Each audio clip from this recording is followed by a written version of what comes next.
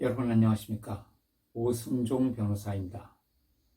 오늘은 책 읽어주는 유튜브 영상, 우리 흔히 북튜브 또는 이제 그런 영상을 촬영해서 서비스하는 그런 분들을 북튜버라고 부르기도 하죠.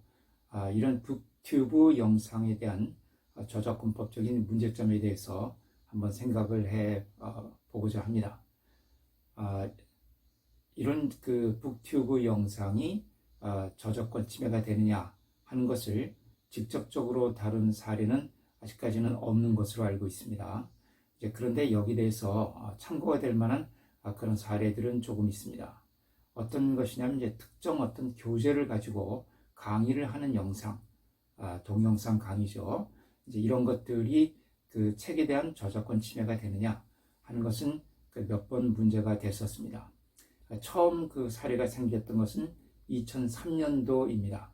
그 서울중앙지방법원에서 2003년도에 있었던 사건인데요.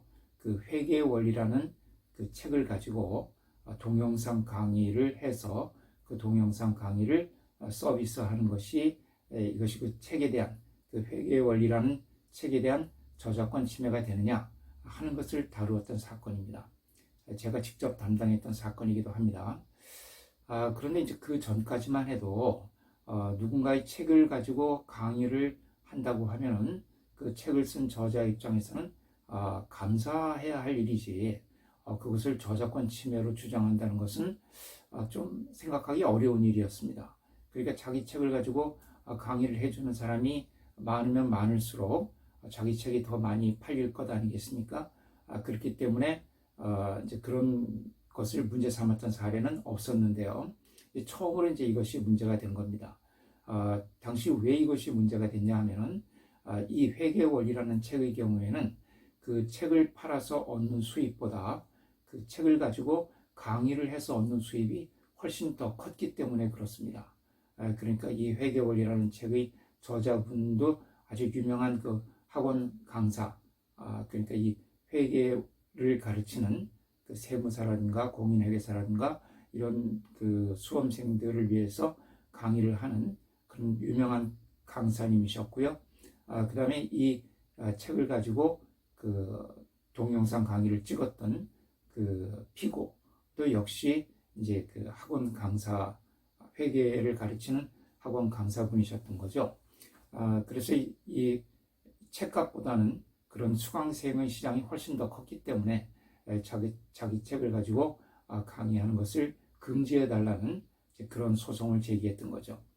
자, 이렇게 어떤 그 온라인 동영상 강의 이런 것이 그 어떤 책을 기본 교재로 하고 있을 때 그 강의가 책에 대한 저작권을 침해하는 것이냐 하는 것에 대해서는 기본적으로 이제 그 강의에서 책이 얼마나 이용되고 있느냐, 그 강의에서 차지하고 있는 책의 비중이 얼마나 크냐, 그리고 얼마나 그 책이 그대로 이용되고 있느냐 하는 것이 이제 쟁점이 되겠습니다. 그래서 만약에 그 책의 상당 부분이 그대로 또는 약간 변형되어서 이용되고 있다고 하면 이제 복제권 침해라든가 또는 2차적 저작물 작성권 침해가 될 것이고요.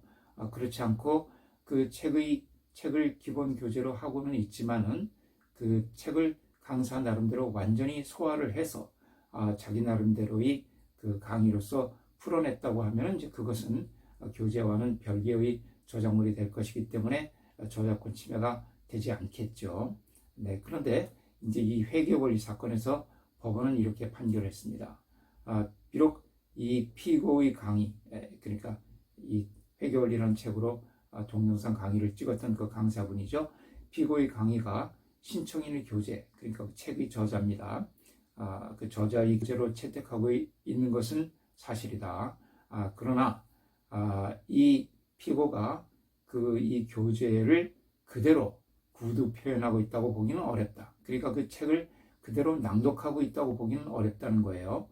오히려 이 피고의 강의는 자기 나름대로의 창작적인 구술을 통해서 이 회계원리라는 책을 완전히 소화해서 그것을 자기 나름대로의 표현으로 풀어내고 있기 때문에 설사 그 강의 내용 중에 이 교재의 내용이 일부 거론되는 일이 있다고 하더라도 이것은 저작권법 제28조에서 정하고 있는 그 정당하고 합리적인 범위 안에서의 인용의 정도에 불과하다. 이렇게 판결했습니다. 그러니까 저작권 침해가 안 된다는 거죠. 자, 그러니까 이제 이런 사건을 판단함에 있어서는 우리가 어떤 것을 봐야 되냐면은 그 교재가 얼마나 그대로 사용되고 있느냐. 만약 그대로 사용되고 있는 부분이 상당한 부분에 이른다면은 그 경우에는 그 해당 부분에 대한 복제권 침해가 될 것이고요. 또 그 교재의 어떤 부분을 조금 변형했다고 하더라도 그 부분이 그 기본 교재와 실질적으로 유사한 형태로서 이용이 되고 있고 또 그것이 상당한 정도로 그 강의에서 비중이 크다면은 그 경우에는 2차적 저작물 작성권 침해가 되겠죠. 그런데 그것이 저작권법 28조에 해당된다면 또 면책이 된다는 겁니다. 저작권법 28조는 뭔가요? 공표된 저작물을 보도, 비평, 교육, 연구 등을 위해서 정당한 범위 안에서 공정한 관행에 합치되게 이를 인용할 수 있다라는 규정이죠. 지난 영상에서 한번 말씀을 드렸던 적이 있습니다. 아주 중요한 그런 규정이죠. 우리가 유튜브 영상이라든가 어떤 컨텐츠를 제작할 때 다른 사람의 저작물을 부득이하게 가져다 쓸 수밖에 없는 경우가 있는데 이럴 때 이제 그것을 면책해 주는 규정이 바로 저작권법 28조의 규정입니다. 그래서 그 다른 사람의 교재를 내가 이용을 한다 하더라도 그것이 이 저작권법 제28조에 해당될 수 있다면 다시 말해서 정당한 범위 안에서 공정한 관행에 합치되는 정도로 인용을 한다고 하면 그것은 저작권 침해의 책임으로부터 면제될 수가 있다. 이렇게 볼 수가 있죠. 그런데 이제 이 28조가 적용될 수 있느냐 하는 것은 결국 교재를 인용한 부분이 정당한 범위 안에 들어가느냐 이제 하는 것입니다. 그 정당한 범위를 판단하는 기준은 주종관계라고 했죠. 그러니까 나의 강의가 주가 되고 거기에 인용되는 이 교재는 종이 되는 이제 그런 관계가 있어야 되지. 이것이 거꾸로 되어서 교재가 주가 되고 내가 강의하는 부분은 종이 되는. 그래서 교재의 비중이 훨씬 높고 내 강의는 비중이 적다면 28조가 적용될 수가 없다. 따라서 그 경우에는 저작권 침해가 된다고 말씀을 드렸죠. 그런데 이제 이 회계원리 사건에서는 이 강사가 강의하는 비중이 훨씬 더 높았고요. 그 교재가 인용되고 있는 비중은 굉장히 적었습니다. 실질적으로 이제 제가 이 사건을 하면서 이 동영상 강의 테이프를 수치적으로 한번 분석을 해봤거든요. 그랬더니 이 강사의 강의 내용이 한 97%가 되고요. 교재를 인용하고 있는 부분은 3%가 채 되지 않았습니다. 그래서 이 정도라면 이제 이것은 28조에서 정하는 정당한 범위 안에 들어간다. 이 정도로 인용하는 것은 이것은 이제 허용을 해 줘야 된다. 이렇게 법원에서도 판단을 했던 것이죠. 그런데 오늘날 그 인터넷 동영상 강의 업계의 현실을 보면은 어떤 특정 교재를 가지고 강의를 하는 경우에는 대개 이제 허락을 받고 사용료를 이제 지불하는 것으로 지금 그 관행이 굳어져 가고 있는 것 같아요. 그래서 대부분의 그 큰 동영상 강의 업체에서는 어떤 기본 교재를 사용을 할 때 그 교재의 저작자들로부터 허락을 받고 사용료를 지불하는 경우가 많이 있는 것 같습니다. 특히 국어와 영어의 경우가 그렇습니다. 왜냐하면 이제 이 국어와 영어의 경우에는 그 지문을 그대로 사용하지 않습니까? 지문을 그대로 사용하고 또 이제 그 동영상 강의 배경에 그 지문을 이렇게 띄워준다거나 이런 경우가 상당히 많죠. 이렇게 어떤 특정 교재의 일부분을 그대로 보여주는 경우가 많이 있기 때문에 안전하게 허락을 받고 동영상 강의를 제작하는 경우가 많이 있는 것 같습니다. 그런데 만약에 이제 이런 것이 허락을 받지 않고 만들어지게 된다 그러면은 그 지문을 그대로 뭐 스크린에 띄워준다거나 이렇게 됐으면은 이제 그것은 복제권 침해가 될 수 있고요. 또 그것이 인터넷을 통해서 서비스되니까 전송권 침해도 되겠죠. 또 그리고 그 지문을 뭐 일부 편집을 한다거나 수정해서 내보내게 되면은 또 2차적 저작물 작성권 침해가 될 수도 있고요. 이렇게 여러 가지 권리를 침해할 수 있게 됩니다. 이제 이런 것들이 또 그 후에 사건이 되었는데요. 서울중앙지방법원에서 2008년도에 있었던 사건입니다. 이 사건도 제가 관여를 했던 사건이고, 그런데요. 여기서는 동영상, 이건 이제 영어 교과서가 문제로 됐던 사건입니다. 그 영어 교과서 지문을 동영상 강의에서 그대로 이용하는 것은 저작권법 28조가 적용될 수 없고 저작권 침해가 성립한다. 이렇게 봤던 사례입니다. 그리고 국어 교과서가 이제 문제로 됐던 사건도 있습니다. 이건 이제 서울중앙지방법원에서 있었던 2011년도 2011년 9월 14일자 2011 가합 683 결정입니다. 이 사건도 또 제가 관여를 했던 사건입니다.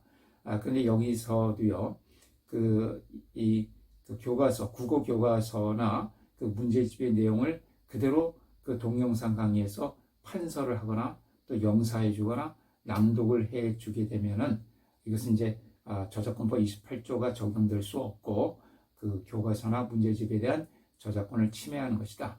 이렇게 판단을 했습니다. 특히 이제 우리 저작권법 28조에 보면은 보도, 비평, 교육, 연구 등을 위해서 정당한 범위 안에서 공정한 관행이 합치되게 이를 인용할 수 있다고 되어 있죠. 그래서 이 교육을 위한 경우에는 비교적 그 28조가 적용되어서 자유롭게 다른 사람의 저작물을 이용할 수 있는 범위가 넓어지는 것은 맞습니다.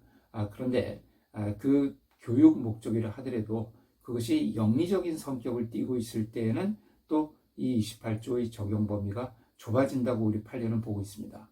그래서 이런 동영상 강의의 경우에는 비록 그것이 교육 목적을 위해서 만들어지는 것이기는 하지만은 그 이용자들로부터 그 사용료를 받지 않습니까? 동영상 강의 수강료 이런 것을 받는 영리적인 행위이기 때문에 순수한 교육 목적의 어떤 동영상 강의에 비해서는 이것이 저작권 침해가 될 확률이 높아진다는 것이죠. 그래서 이제 이런 그 동영상 강의 사건에 비추어 본다면 요즘 그 우리 유튜브 영상에서도 많이 볼 수 있는 이런 책을 읽어주는 영상, 또 북튜브 영상 같은 것도 어떤 책의 내용을 그대로 낭독해주는 부분이 그 영상에서 상당한 비중을 차지하고 있다거나 또는 어떤 그 책의 내용을 그대로 스크린에 기재를 해주는 그런 서비스가 된다면은 이것은 저작권 침해가 될 확률이 상당히 높지 않은가 이런 생각을 해봅니다. 물론 이제 그 책의 저자나 출판사 입장에서는 이런 북튜브 영상을 통해서 책이 더욱더 선전되는 효과는 있을 수가 있을 것입니다. 아마 그렇기 때문에 그 출판사나 저자의 입장에서도 이런 북튜브 영상에 대해서 굳이 문제를 삼지 않는 경우가 지금까지는 많은 것 같습니다. 그런데 이런 이제 북튜브 영상을 통해서 사람들이 이 책을 안 사도 되는 이제 그런 상황이 될 수가 있거든요. 저도 이런 북튜브 영상을 상당히 좋아합니다. 그래서 제가 즐겨보는 책한민국이라든가 또는 책 읽어주는 여자 이런 이제 북튜브 영상을 저도 많이 즐겨 보거든요. 그런데 이제 이런 그 영상들이 물론 이제 어떤 특정 그 유튜브 영상을 제가 지칭하는 것은 아니고요. 이런 영상들로 인해서 해당 그 서적의 판매가 줄어드는 효과를 가져온다 그러면 그러니까 이제 이 영상을 본 그 사람들 입장에서는 굳이 그 책을 읽지 않아도 이제 책의 내용을 알게 되는 것이죠. 이런 효과를 가져옴으로써 그 책의 수요가 감소가 된다고 하면은 언제든지 그 책의 저자나 출판사에서 이런 영상에 대해서 문제를 삼을 수가 있을 것 같아요. 그래서 이런 그 북튜브 영상이나 이런 동영상 콘텐츠를 제작하시는 분들은 이런 부분들에 대해서 좀 주의를 기울이셔야 되지 않을까 하는 생각을 해봅니다. 현재까지는 아직 그 북튜브 영상에 대해서 직접적인 판례는 나오지 않고 있습니다. 그러나 이 동영상 강의 사건에 비추어 봤을 때 여러 가지 그 참고가 될 만한 그런 시사점을 얻을 수 있을 것이라고 생각을 합니다. 네, 오늘 영상이 여러분들에게 도움이 되셨기를 바랍니다. 감사합니다.